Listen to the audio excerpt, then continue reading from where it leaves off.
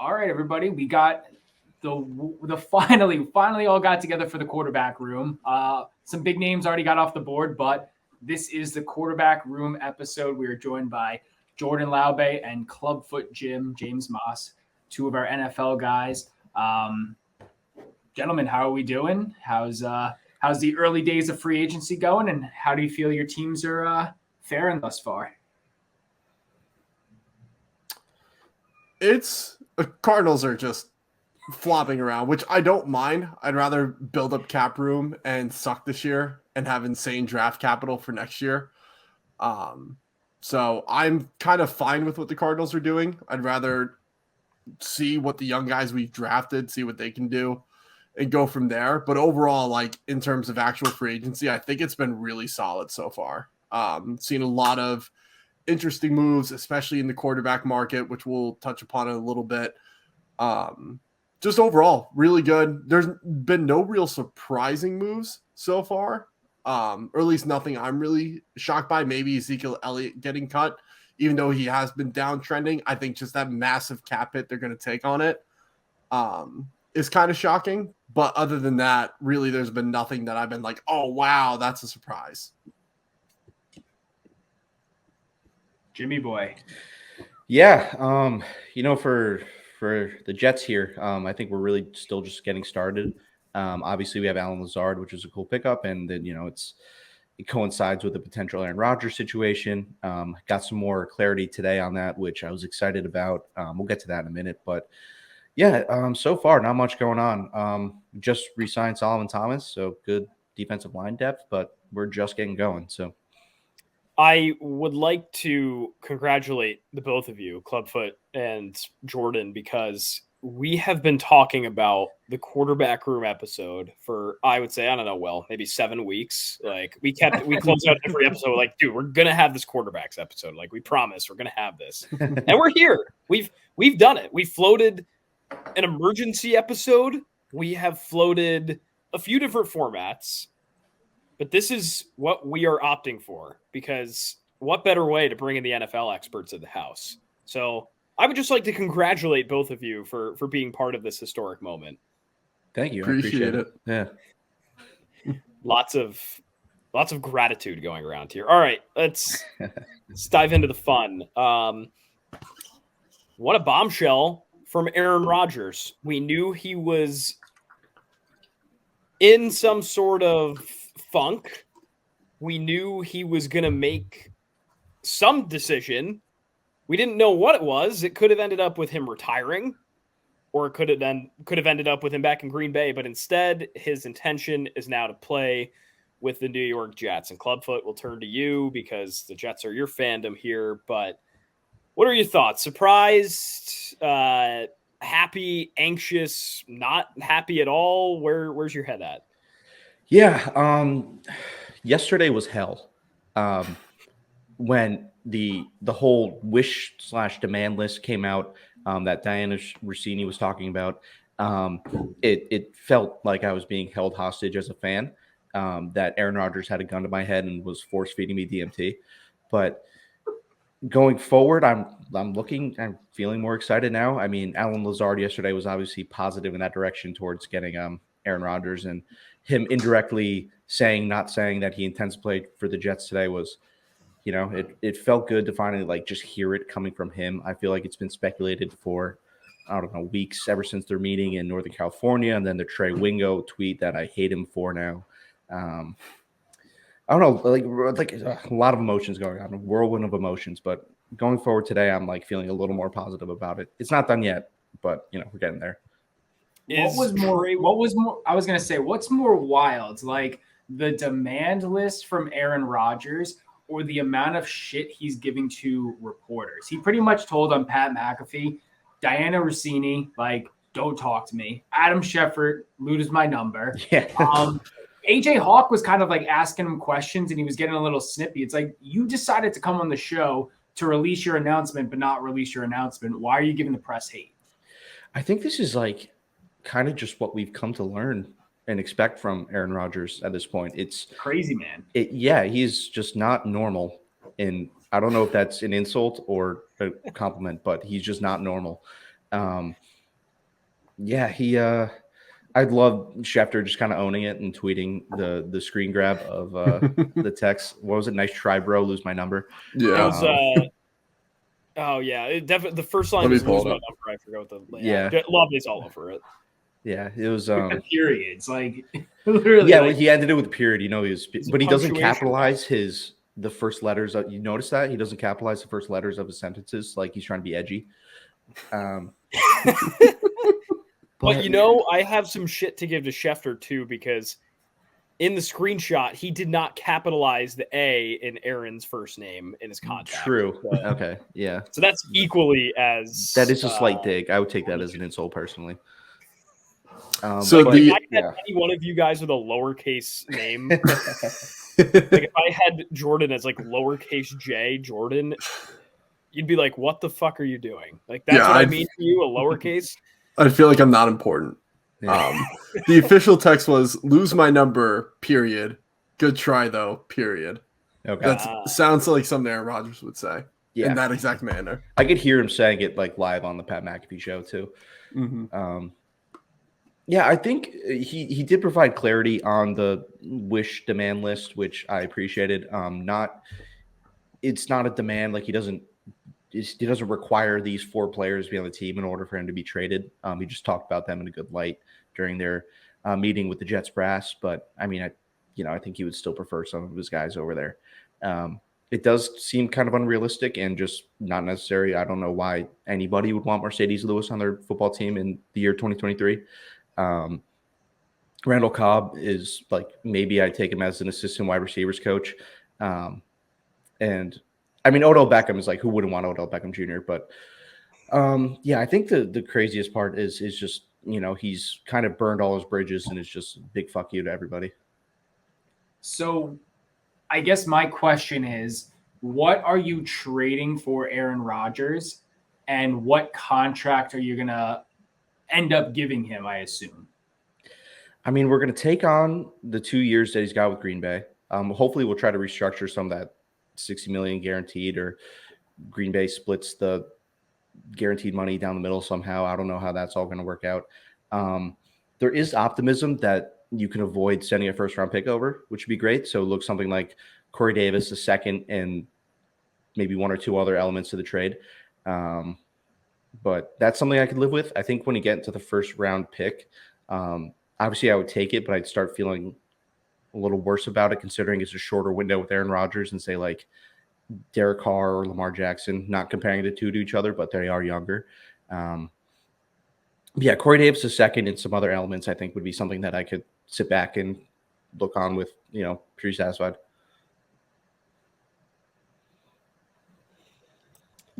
I don't know. I was going to say, I think a first round is going to get tossed in there. Yeah, it sounds like. I mean, where does this put the Jets to is a question for the broader group. And maybe Jordan, too, is sort of somebody with no skin in the game, right? Other than a football analyst. Like, does this make the Jets – where does this put them?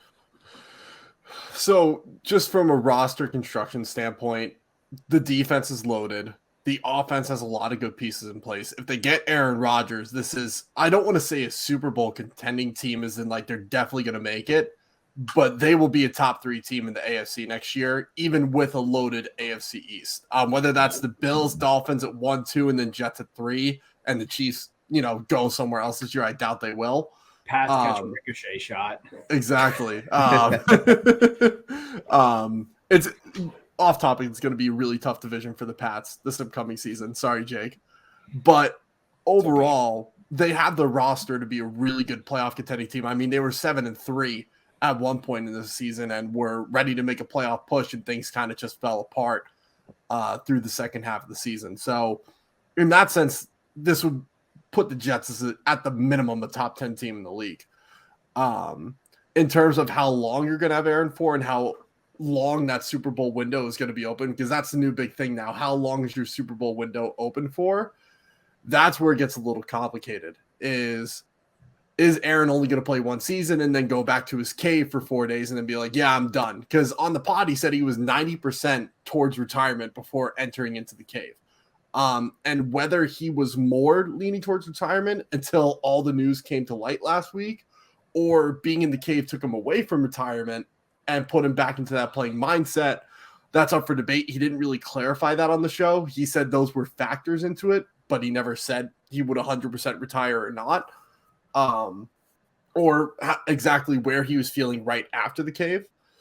But that's also something you got to consider. So I think if you give up a first-round pick, you hope Aaron's there for a minimum 3 years, because whether that's a first-round pick for 2023 or 2024, that's a big pick you lose. In return, you get a 4-time MVP caliber player.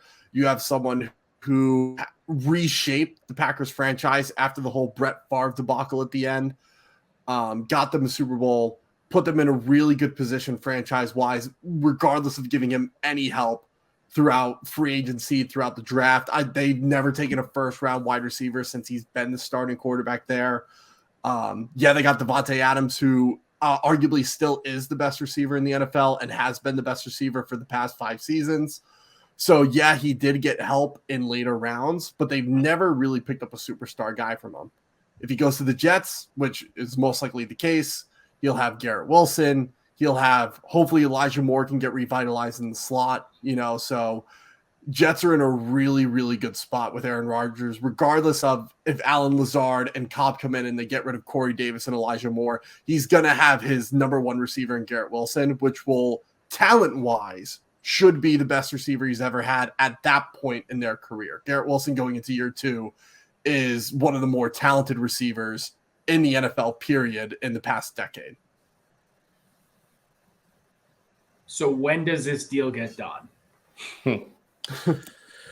I don't know. Rodgers is going to make you believe it's all on the Packers side, which I think it's probably, 60, 65% on the Packers in terms of what they want from us and how hard they're going to bargain for it. I would like sometime by middle of next week. Like, if it's not done in a week from today, I'll be more pessimistic towards the idea of it than I am optimistic. But I think a week is a good window, especially now that it's out in the public and there's more eyes on it. There's probably more pressure for it to get done. But here's another guy that we're all sort of waiting on, right? And that is, the Rodgers situation was unique. Jordan mentioned the cave a few times, which I think is hilarious. But a real interesting one is Lamar Jackson now too. So he's been franchise tagged. He's able to negotiate with other teams, which is where I don't get the whole franchise tag stuff. It's like, I guess he was imposed the type of tag that you can do that. Whatever. I was this season years old when I found that you can do that. But I can explain that a little further. Please do. Yeah, so there's 3 different types of franchise tags. You have the exclusive franchise tag, which is the one that's usually given out. What that does is it takes the top 5 salaries at that position, takes the average of it, and applies it to that player as the franchise tag. So let's say the top 5 earners, the average salary is $10 million. Let's say it's for a running back. If you want to put a franchise tag on that running back on your team, it's a 1-year contract worth $10 million. After that, it gets it's the same thing, like top 5 salaries of that same position or 120% of that salary going into next season, whichever is greater, that number is applied. So that works for both the exclusive and the non-exclusive, which is what Lamar Jackson got was non-exclusive. It works the same way, but now he has the ability to go out and negotiate with other teams. And how that works is, let's say the Falcons turn around. I don't think the Falcons will, but let's say the Falcons turn around tomorrow and they offer Lamar Jackson a 5-year, $250 million deal, fully guaranteed. It won't happen, but let's say it does. If the Ravens come back around, they have, I don't think it's 48 hours. I think it's longer, but I think they have less than a week to match that offer. If they match that offer, then they keep Lamar Jackson until the Falcons or another team presents a larger offer. If they don't match that offer within that time span, the Falcons then get Lamar Jackson in return, but then give up their next 2 first-round picks or their first-round picks in 2 consecutive seasons. So another team we could use, for example, is the Lions. So the Lions have the 6th overall pick and the 18th overall pick. If the Lions were to pick up that franchise tag and they got Lamar Jackson, they would give up the 2nd of their 2 first-round picks this year. So they wouldn't have to give up the 6th overall pick. They would have to give up the 18th. And then the following season, let's say they had 2 first-round picks again, they would give up the 2nd of the 2 first-round picks. Does that make sense? It's So sort of clear to me. Like I get it's basically like, you're it's kind of like a qualifying offer where they give him the offer, they retain him, right? But if he signs somewhere else, they also get compensated. I think it makes logical sense. yeah, I think it's 5 days to match the offer. I think it's 5. Yeah, I'm going to fact check myself right now, but I think it's 5. Yeah, I think I read somewhere it was 5. Question for you though, Jordan. It doesn't cost a team to talk to Lamar Jackson. No, it does not cost them anything, just time that So they would rather spend elsewhere. Why do you think that all of these teams that desperately need a quarterback, that all have young, talented rosters that can make a jump in their respective decisions, immediately balked on the idea of Lamar Jackson when this whole situation unfolded? So I think there's been a lot of speculation. Is it collusion with the owners? Is it people not believing in Lamar Jackson, which is with his quote unquote injury history, which he had 2 bad injuries where he landed on a cold hard turf and someone landed on him. I don't think that makes someone injury prone. I just think it just happened. Whether it's the case of the injury thing or the fact that it's collusion between the owners, I think it leans more towards the owner side where they don't like what Haslam did with the Browns giving Deshaun Watson a fully guaranteed contract after not playing for 2 years, that this is all the owners getting together and basically saying, hey, fully guaranteed contracts for quarterbacks are not a thing. We don't want to make it a thing. We want to protect ourselves. We want to protect our franchise so we can build healthy rosters and put our team in the right position to win as many Super Bowls as possible. Let's not even consider Lamar Jackson and toy around with the idea. Let's just put it back on the Ravens and show that, 1, the Ravens are right, that Lamar's not going to get a fully guaranteed contract no matter where he goes. But 2, let's protect ourselves as owners, because if Deshaun Watson gets a fully guaranteed and the following offseason Lamar Jackson gets a fully guaranteed, every superstar quarterback is going to get a fully guaranteed contract moving forward, and that is going to kill cap room and salary caps for a lot of teams going forward in the future. I think players should get the money that they deserve, and Lamar Jackson definitely deserves almost $200 million, if not more, me personally. But the owners, as we know billionaires are going to be frugal with their money and are going to be smart about it. So I think it's more so the owners saying, we are not making this the norm. We are going to stand firm. And if we even talk to Lamar Jackson, then we're entertaining the idea that a fully guaranteed contract is at least feasible, which in all their minds is not. I'd like to add to that. Go ahead. In sort of the the here and now, the right now sort of timeline, that so you're talking to Lamar Jackson, you offer him, 5 years, 250 million guaranteed. That is, say the first year of cap hit is 50 million.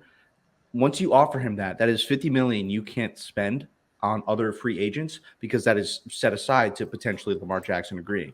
And the Ravens then have 5 days to come back and match that offer. That's 5 days without being able to negotiate $50 million towards other free agents, which kind of effectively chokeholds your free agency for your franchise. The last franchise tag option, real quick to cover, is called the transition tag. It's similar to the non-exclusive. You can negotiate with other teams, but instead of the top 5 average salary, it's the top 10 average salary of your position. It was done with Kenyon Drake, I believe, a few years ago. I can't recall when else it was implied, but just also wanted to cover the transition tag since that is the third one. It's not used often, but can be useful if it's a low lucrative position market. So amongst this crew right here, because I think the Ravens have put themselves in a sticky situation where they should have just got the deal done. I think Lamar Jackson is a very talented player. I think he's more than just a running back. He's a dual threat quarterback. He's an MVP. I think his record's like 42-16. It's something ridiculous. Like, the guy is a winner. I think the Ravens will get the deal done, but where does everyone stand? Do you think he is playing in that Ravens purple in Baltimore, or is he playing elsewhere? I think he's Raven for life, honestly. And that might be not what he wants, but I think the way the Ravens have him right now in this negotiating situation and his refusal to get an agent and, like, Jordan kind of said with the owners, not wanting to have guaranteed contracts be the norm, it's looking like he's going to have to settle for something with the Ravens. I'm going to give a dark horse here. And I'm not saying I think this is necessarily where he goes, but it's been I'm weirdly seeing I'm weirdly seeing a good fit in San Francisco for him. I think they would win it all every year if he was their quarterback, right? Who knows what Purdy's going to bring, right? I think that's sort of the most outlandish take you'll hear, that, hey, Lamar's going to San Francisco. I don't think that happens this year, if it happens at all. But part of me says, like, if you're San Francisco, you just, you sort of just pawned out, Jimmy G, who was a serviceable guy these past couple of years, and Fields is a question mark, and is Purdy a one-trick pony? Was he just a fun storyline from this last year? There's a big part of me that loves that. Like, imagine the San Francisco 49ers with Lamar Jackson. That would be absolutely dirty. So dirty. So that's more of a pipe dream than a prediction, but that's where my head's at. What would be funny enough is that if he went to the 49ers, I believe that would mean the 49ers would have given up less to get Lamar Jackson at his massive contract he'll end up getting versus what they traded up a few picks to get Trey Lance for. So I think that would be hilarious if that happened. Just based on, you traded all those picks to get I'm not going to say unproven. He was very good in college, but a rookie, all rookies are unproven to a certain extent. Then you did on Lamar Jackson, who's an MVP caliber player and is a top 10 guy in the league when healthy. I think that'd just be the perfect staple for the 49ers franchise for how they pick and choose their players and how they work in Shanahan's system. I mean, the talent with Lamar Jackson, CMC, Brandon Ayuk, George Kittle, Debo, like, that's you have like 4 or 5 running back / some other position combos on that team. If that's the case. Yeah, I mean, don't forget about Juszczyk. Don't forget about the fullback, of course. Fullbacks do matter. This is a perfect segue into faces we know in new places, because with the 49ers, they just added Sam Darnold. Now, does that move the needle for them? I don't think they're so. Out on Lamar because they have Sam Darnold. Sam Darnold back in California. Is he gonna lead them to the promised land like he did for the Trojans? I don't know, but we do have a lot of big names that have moved around. Derek Carr, 4 years, $150 million, over to the Saints. Jimmy G, 3 years, almost $73 million to the Raiders. Taylor Heineke, 2 years, $14 million to the Falcons. We got guys like Andy Dalton, Jared Stidham, Brissett, Mike White, RIP. A lot of decent names. So I guess we'll start off with Derek Carr. Like the move, like the contract. What do we feel about that? I can go first here. I think 150. I mean, logical people look at this and say, like, yeah, did they pay too much? Probably, but you have Derek Carr's experience, and I'm gonna pull up his resume right now to make sure we've got the facts straight, because there's a lot of folks that are out on this. I'm weirdly sort of in, right? So we've got a 4-time Pro Bowler. He was a great college player too. Not that matters for anything, but just over 200 touchdowns, 35,000 passing yards in how many seasons has he played? 1, 2, 3, 4, 5, 6, 7, 8, 9. So this will be his 10th season to that point. Losing record, 65% completion rate. This is a good quarterback that all he's ever known is Las Vegas, right? Or Oakland technically too.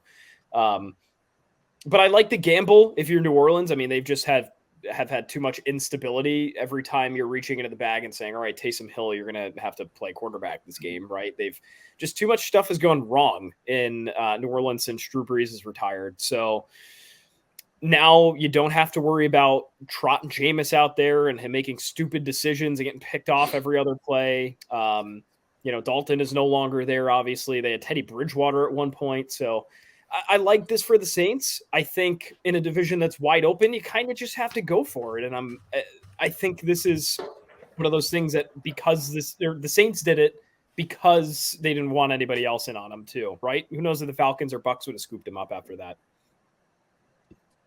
He becomes the best quarterback in that division. I don't even think it's close. No. Well, Heineke's unproven, right? I mean, you've got a couple of – he's been too streaky, so – it's one of those and that's another point, like where this division has a ton of quarterbacks, and I don't think the starters in all four of these teams will be the starters by week 18. I agree with that. Even Derek Carr, you think he would get benched? I don't know if he'll get benched. I just think that maybe an injury, maybe they did bring back Jameis. They did bring back Jameis. Taysom Hill's still around. I think there's a lot of uncertainty still because again, Derek Carr, did he not get benched with the Raiders? He did at the end, but I think that was more the Josh McDaniels regime being like, hey, this is the last year. Not the last year on his contract, but if they didn't cut him, I believe it was 3 days after the Super Bowl. If they didn't cut him by then, they were going to take a $40 million cap hit. And with the new regime, they were like, we don't want to pay that much when we need to rebuild and we need to set up the way we want to be set up. And they went and got Jacoby Myers and then traded away Darren Waller to clear up even more cap space. So obviously they're rebuilding regardless. Rebuilding, I say that very loosely. They're trying to gear this roster back up to where they want it to be. So I think that I forget where I was going with my point, but but I could see all four quarterbacks not start. I think Derek Carr is the best shot out of everyone to play the entire year. For my take on the contract, I love the contract for Derek Carr for Derek Carr purposes. I think he is a good quarterback. He's been borderline top 12 for me. For those that follow my position ranking roulette, he's been like 10 to 12 the past few years. He won't be on it this year, most likely. Haven't gone into the QBs yet. Little sneak preview there. But for the Saints, I hate the contract. This is the team that is losing a lot of defensive guys. You lost Caden Ellis, who's a sleeper of a player who will do very good on the Falcons. They lost Marcus Davenport to the Vikings. They lost David Onyemata to the Falcons, I believe. That's where he's going. Michael Thomas is going to have a huge cap hit next season or the season after. I know it's going to be upwards of $58 million. Shy Tuttle to Carolina. I thought Shy Tuttle to Carolina. Did they restructure Michael Thomas? I don't believe they've restructured Michael. I think they re-signed him to – I know they re-signed him to an extra year, I think, to alleviate some of the cap. But he'll be 34 by the time that contract's over. So is it worth it for someone who had one really fantastic season and another good season and then has kind of been in and out with the injury bugs, So they've been in cap hell for the past 4 off seasons.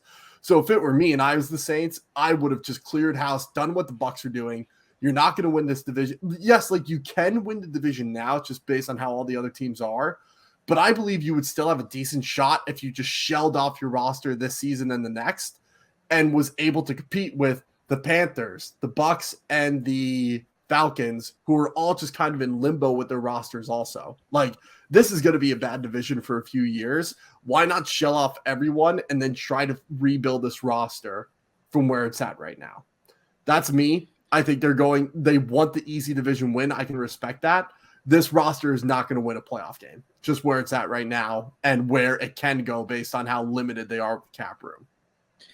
Yeah, I'm with Jordan all the way on this. The Saints are a team I would love to see just blow it all up. It feels like they're still trying to cling on to a window that closed when Drew Brees retired, and they thought it was just plug and play. Let's put another quarterback and we'll run it back, and it's never been the case. You hate to see them lose all these guys in free agencies when they could have, flipped them last year and actually gotten picks and been able to draft replacements. But it's just Derek Carr feels like $140 million Band-Aid. And it almost feels directionless what they're doing. I understand the division is weak, and a few games go your way, you could win it, but there's no shortcuts when it comes to building a good roster, and it feels like the Saints are just full of Band-Aids, and it's not going to get them anywhere. Speaking of Band-Aids, and we talked about it briefly, but the Raiders, now they add Jimmy G. He gets a fresh start. He gets, I would say, a decrease in talent, obviously, from the 49ers, but he's back with Josh McDaniels. Pretty big contract. I mean, you got to tip the cap to Jimmy G, because from a backup and apparent heir to Tom Brady in New England to getting traded to San Francisco, signing the bag, bringing the team to the Super Bowl, he gets another payday. So what do we like about this? What do we like about the fit, the contract, or dislike? What are our thoughts? I think the contract is, decent enough for the talent like Jimmy G.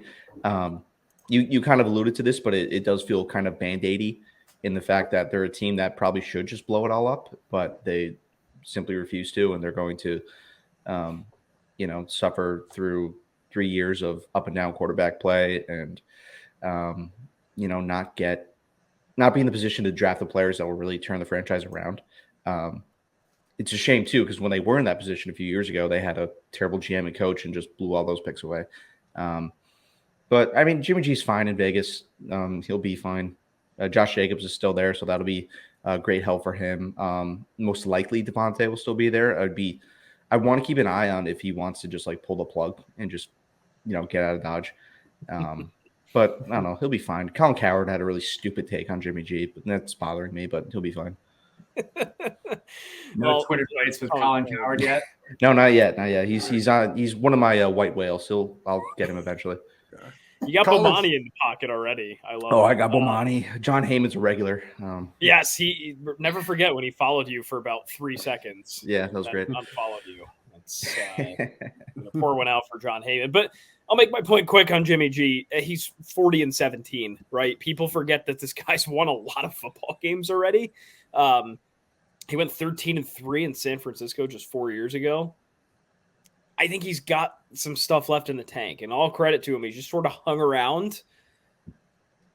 We're going to see if he's a good quarterback again, right? If that was all just a fluke, or if, he actually belongs in the, hey, was this guy good category? So that's it. I say, Myers is in town now too. Another weapon for him, right? He's not WR1 on that team, but he's a reliable option. I think it's a good place for him. Yeah, I think the Raiders are in a super interesting spot because they still have, regardless of getting rid of Waller, they still have really good receiving weapons with Adams, Jacoby Myers is the 2, Hunter Renfrow is the slot. And if you want to rock with Foster Moreau as the tight end, you can. I think they can trade back and get a really good rookie tight end in the first round. But this is going to be the first time Jimmy G's had a team that has not a great offensive line besides Colton Miller. A defense that's kind of, I'm not going to say in shambles, but is not a good defense by any means. Derek Carr with the Raiders never had a season where their defense was higher than top 20 in the league. This is going to be the same deal for Jimmy G. This defense will not be in the top half of the league, even if they do pick up some key free agents, which I don't think they will, just based on what they have available for cap.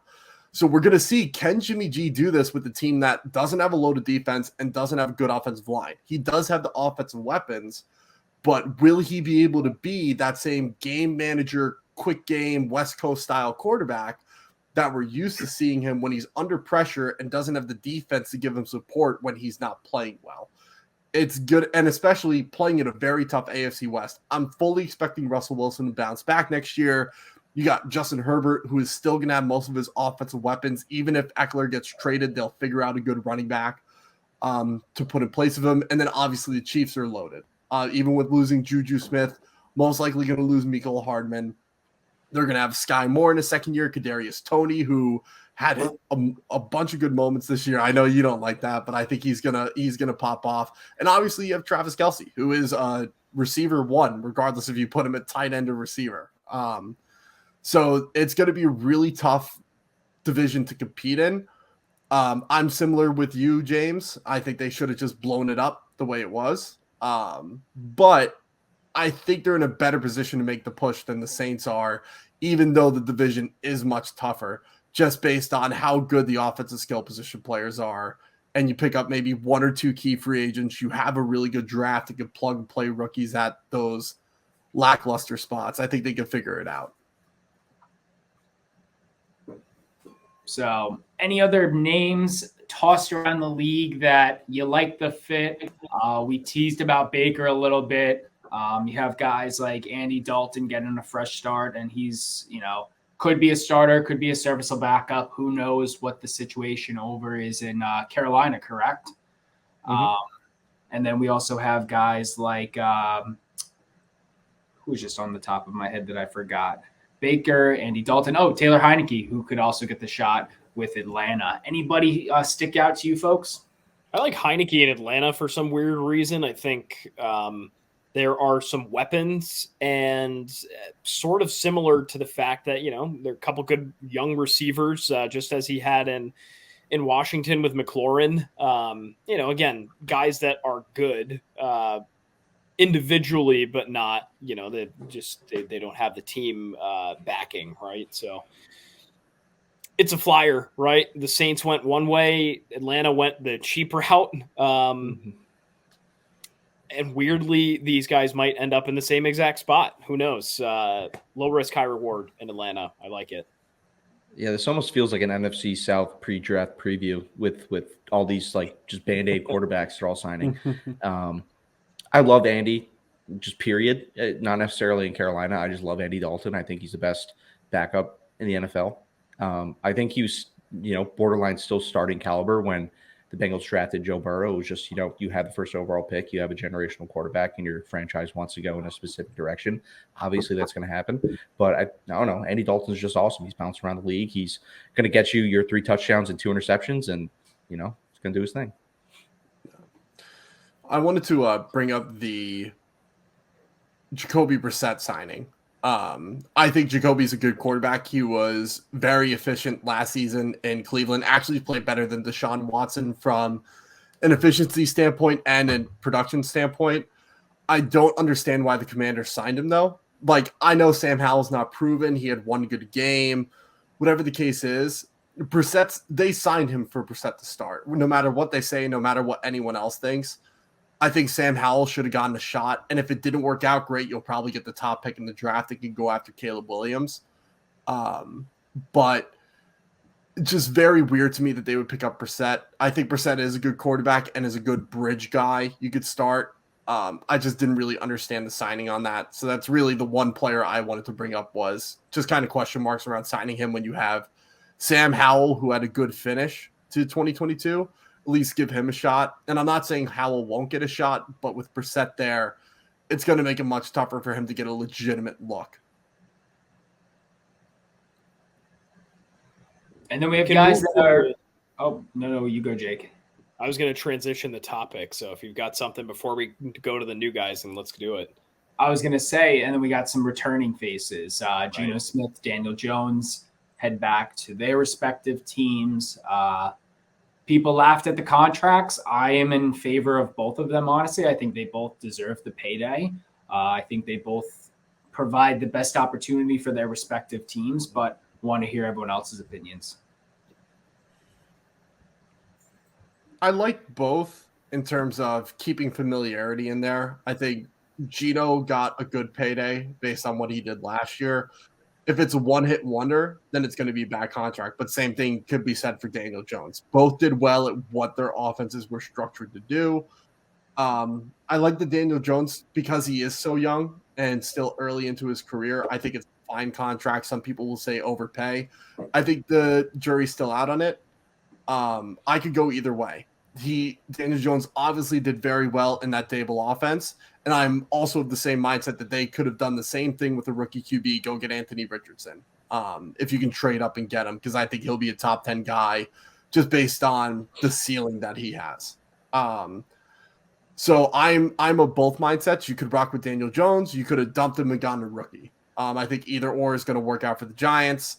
I think the Seahawks, the fact that they can ink in Geno Smith at the contract he's getting and still load up. They have the number 5 overall pick and the number 20 overall pick in this draft. They can load up the defense. The offense is pretty much already set. I think both contracts are good for the value they're getting and the security they're getting for their team. All right. So before we head into the draft, because we are all super excited to see who's getting picked. Obviously, the Panthers moved up, but they could be moving down. But we have a word from our sponsor, DraftKings. So DraftKings Sportsbook, America's top-rated sportsbook app, is officially live in Massachusetts. Don't bet with some out-of-town sportsbook. Bet local from the comfort of your home with DraftKings. For a limited time, new customers who sign up with the code BBB will receive $200 in bonus bets instantly when you bet $5 or more. DraftKings has the best features, including same-game parlays, player props, and more, with fast and easy payouts right at your fingertips. So download the DraftKings Sportsbook app now. New customers use the code BBB to get $200 in bonus bets instantly when you place a $5 bet on anything. That's code BBB, only at DraftKings Sportsbook. Hope is here. Call 1-800-327-5050 or visit gamblinghelplinema.org. Play it smart from the start with GameSense. Visit GameSenseMA.com. 21 plus, physically present in Massachusetts. Eligibility and deposit restrictions apply. Bonus bets expire 7 days after issuance. Pre-launch offer. Participants void. Terms at DraftKings.com/MA. So we got the draft. The Panthers are the ones with the number 1 pick. Looking at the DraftKings odds right now, CJ Stroud is at minus 260, Anthony Richardson plus 275, Bryce Young plus 330, and Will Levis plus 5,000. Do you think, 1, the Panthers select CJ Stroud, or 2, they trade back and try to recuperate some of the picks that they moved around? I don't. You got Jordan. I don't think that you trade up in the draft to trade back just a few more picks. That could very well be what the Panthers are doing. I wouldn't be shocked if that's what they did. But if you're going to trade up for the number 1 overall pick, and there are 4 quarterbacks who are good and can be starters on day 1, why wouldn't you just take a flyer on one? Even if they took Anthony Richardson, and he's not the best QB right now, if you truly believe in his ability, go get Anthony Richardson. In terms of the CJ Stroud, I think he's the best QB in this draft as of right now.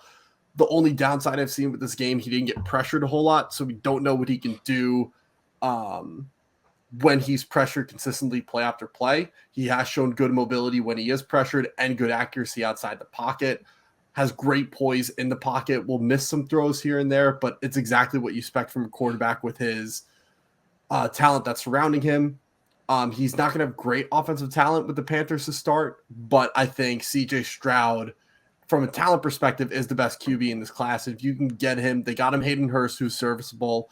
If you can get another receiver in this draft and then pick up another big free agent next season, I think CJ Stroud is the best bang for your buck that you're going to get with that number 1 overall pick, just as it stands right now. You buy into Ohio State quarterbacks? So I used to not. And I think since Ryan Day has been there, obviously we're seeing what's happening with Justin Fields, right? He does make some poor throws here and there, but he has relatively no supporting cast. And he put up some pretty solid numbers in his second season, first full season as a starter. And the thing that a lot of people misconstrue, he was not a running quarterback at Ohio State. He was very much a pocket passer who could escape when he needed to, and he's become a massive dual threat QB at the NFL level. I think if we're talking about Urban Meyer Ohio State quarterbacks, I would never take a shot on them. But Ryan Day Ohio State quarterbacks, just based on the mechanics, it's not a true spread style offense where they're not going to have any tight ends in the box. They're now putting tight ends on the line. They're using multiple tight ends in sets. They're using multiple running backs. It's much more of a pro-style offense that we see today, much more modern, rather than the high school, college spread style. So I think Ohio State QBs nowadays are a better shot than they were even 5 years ago. So I think CJ Stroud is worth the first overall pick personally. Just based on what I've seen, Bryce Young makes some unbelievable plays, But from a consistency standpoint, I 100% trust CJ Stroud more than Bryce Young. So if the Panthers are going CJ Stroud at 1, what do the Texans do at number 2? I think the Texans have to take a guy like Bryce Young. That's my opinion. Young to me, the comparisons are Tony Romo right now because he's smaller. He's got the smaller frame, but he is really good in the pocket. He's poised. He's creative, but he also lends himself to this new, as Jordan sort of just mentioned with Stroud, a different way, but his game caters to this new style of NFL, right? Like, he's improving. He's creative in avoiding pressure, right? He's throwing the ball at these crazy angles, and it kind of reminds me of Mahomes, right? But he's also just a good quarterback, right? Like, he makes good reads, and his progressions are really good. And Jesus Christ, the Texans are. When's the last time, how many years has it been since they've had an actual quarterback over there, right? Sorry, Davis Mills, but I mean, they're in desperation mode. So if this is the guy you can get here, I say you got to go get him, right? I think it's not that I'm out on Anthony Richardson. I just think he lends himself to something better, that fits his game, right? Like, maybe it's Washington, maybe it's the Colts. I honestly think there's a world where the Panthers take him first, to be honest. But I think Houston shouldn't overthink this one and just take Bryce Young. Can't go wrong with an Alabama guy. Moving down. Now, I was going to originally go directly right to the Colts, but I'm going to stop at number 3 because we got Jordan here with the Cardinals. All eyes are pointing at defense. However, you have Kyler Murray for a long time with the extension. He is going to be out the whole year. He'll be back mid-season most likely. If I were him, I would sit out the whole year because it's a rebuilding year anyways. Don't hurt yourself. Don't get pinged any longer. He'll get a lot of shit for it, but if I was him, I wouldn't play at all this year. But knowing Kyler, he'll be back by anywhere between week 5 and 6. Are you or 5 and 8? Excuse me. The cap situation in Arizona, you're kind of fixing up some of the financial situations. Mm-hmm. Would you take a flyer rookie and groom him for the future and move on from Kyler, or is it you're riding high? No, take a defender. I think if we move on from Kyler, it's a huge cap hit that we're going to take, and we're going to lose a lot of money dead cap. I think it's $60 million 1 year, and I think 80 over the lifetime of his contract. We can't afford that, even though we do have a good amount of cap space. Best player on the board that will be there is Will Anderson. 100% take Will Anderson. Or trade back, get a couple more first and second round picks, beef up the O-line and D-line, and go from there. The Cardinals will most likely end up with the number 1 overall pick next year, just based on where the roster is, and do the same thing, trade back and haul. So me personally, I would take Anderson this year, knowing that you're going to have a top 3 pick again next year, and then have one of those top picks as more trade leverage and go get more picks for 2024, 2025, because this rebuild is going to take at least 2 or 3 years, regardless of how Kyler plays when he comes back from injury. But definitely don't take a QB here. Makes no sense. Fair enough. Had to ask. Appreciate it. So now we'll head to the Colts, who have been on a QB carousel since Andrew Luck has left, unfortunately. They just cut Matt Ryan. Who's the guy that they draft here if it is a quarterback? I think the more interesting piece of this is not who the Colts take, but then who falls. Because I before this, I had the Raiders penciled in as taking the 4th quarterback off the board. And you're kind of locked into Jimmy G now. I'm not sure what the cutting situation is and how much money you can void however many years down the road, but you seem kind of married to Jimmy G for a little bit now. So, Colts, do they want to take the riskier pick in Richardson? I mean, he's the more kind of home run pick you want to go for when your franchise has been starved since not Phillip Rivers. He was the first replacement. Andrew Luck back, 2017, 2018. I think Richardson can become that sort of, that the next like face of the league kind of talent. Will Levis, who's a bit safer, but he's not as much of a guy you put on all the billboards, but he's going to be I think he's going to be a good quarterback. I think he's the sort of the Justin Herbert, going to sneak up on you with his talent kind of thing. Also, Connecticut represent. He's from Southington. I don't know. I would probably say Richardson. I'd go with my gut, and then you look at who's going to trade up into the top 10. Tennessee, what's their situation with Ryan Tannehill, a guy we didn't really talk about tonight, but could be on his way out. Washington, I mean, they might try out Sam Howell. They signed Jacoby Brissett, but do you need a franchise guy? We'll see. I think the Raiders kind of eliminated one of the dominoes that's going to fall in the top 10, and that opens up a spot for somebody else to trade in. Right. And those are pretty much the main 4 quarterbacks that we're expecting in the first round. So to wrap things up, I mean, is there a team that either in the top 10 already? So, you have Seattle, who just obviously signed Geno Smith, but it's a contract that they can eventually move forward on. They did right by signing him, but, they're not necessarily tied to the future with him, right? You mentioned the Titans. Obviously, they have Tannehill, but they also have Willis. It's like, not too sure there. Or is there a surprise team that could trade up for a guy like Richardson or Levis or somebody else? I think don't sleep on Detroit. That's the only thing that I can't figure out what their game plan is. Goff it was fine. He, I think, was better than a lot of people made him out to be last year, but Detroit's another one. They've been associated with Lamar to talk to him. They've been associated with a couple other names. Don't be surprised if they trade up. Yeah. I'm going to go same thing there. The Lions are a team that definitely could. I think Jared Goff was very good last year. Based on what I've seen so far and just looking at the numbers, he is clearly a guy that Detroit wants and wants to keep there. Jared Goff went from being the worst third down quarterback in 2021 to one of the best in 2022. So clearly improvement when they gave him weapons. I think it is a sleeper pick, but the team that I would expect more to trade up and go get someone like that would honestly be the Vikings. They do want to rework Kirk's contract, but I think it's because they want to shorten it and give him more bang for his buck. I think they could trade up and be a sneaky team that does take a QB early.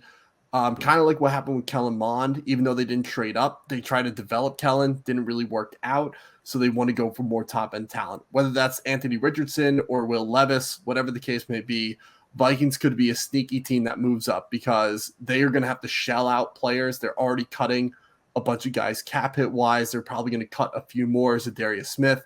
Dalvin Cook could be someone they either trade away or cut just based on his cap hit. Harrison Smith.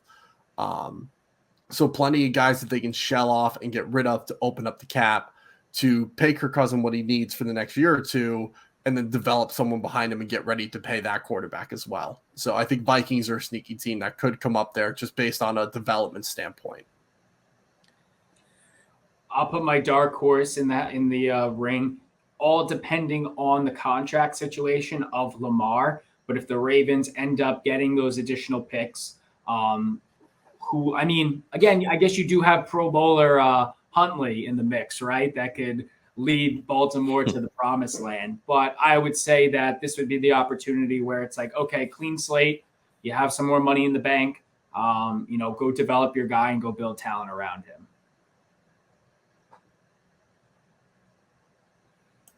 Love those. Yeah. All right. So we'll have our mock draft soon. A couple weeks till our mock draft. So we'll dive into all this stuff. But gents, we did it. We broke down the quarterbacks. Thank you so much for joining. We're going to talk to you real soon. That's for sure. So thanks for having us on, guys. Thanks. Appreciate it.